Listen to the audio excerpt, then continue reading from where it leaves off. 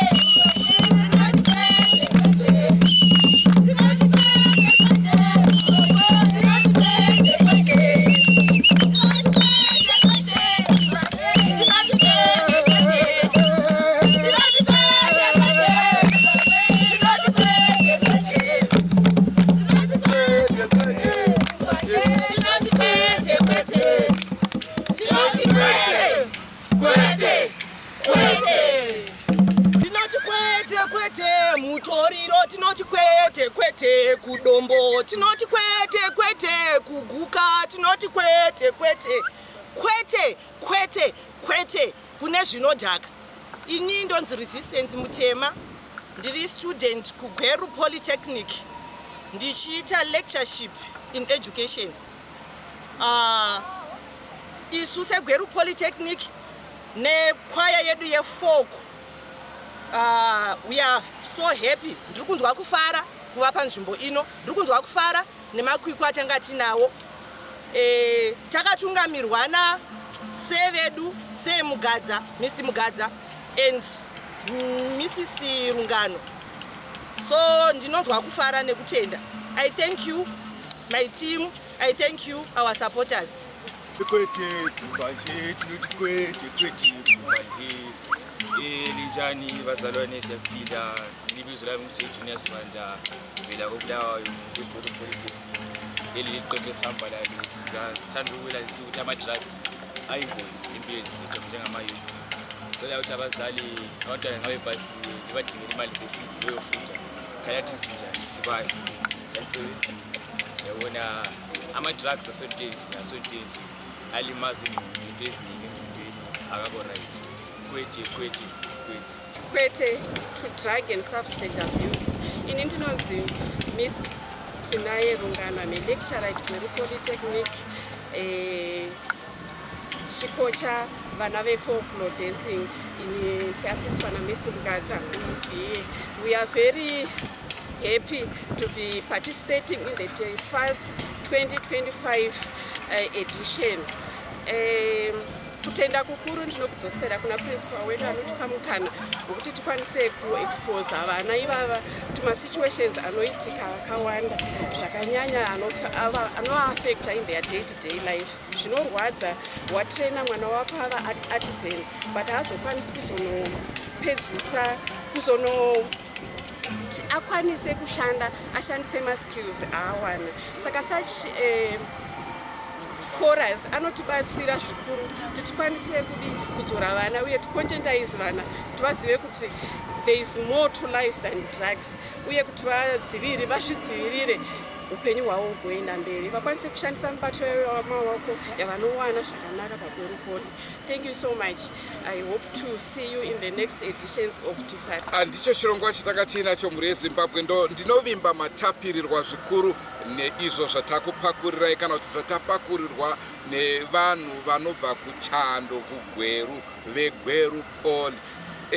Andrew Neshamba ndiro zita rangu. Ngatisakadei mune zvimwe zvirongwa zvaticharamba tichikupai, asi musakanganwe kusubscribe kuDrumas Media. Drumas Media taking you to another level. Pari zvino Kwenya ari padyo newe, kwese kwauri ikoko ndiri kukuona imimi wari kuUK. Kwenya ari padyo nemi mwaodzeka vasubscribe kuchannel. Hazvina basa kana muchiona pamwe chete makawanda, asi mumwe nemumwe ngaasubscribe. Ngatisakadei mune zvimwe zvirongwa. Andrew Neshamba signing off. Goodbye my friends. Goodbye my friends.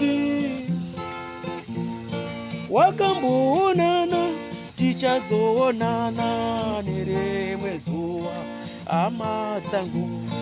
Goodbye my friends. Goodbye my friends. Wakamboonana tichazoonana nerimwe zuva hama dzangu. Ini ndokwenda kubasa kwangu. Iwe makiwe mkaranga.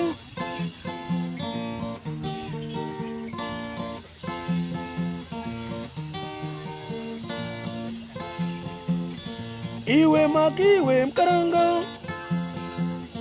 Iwe makiwe mkaranga.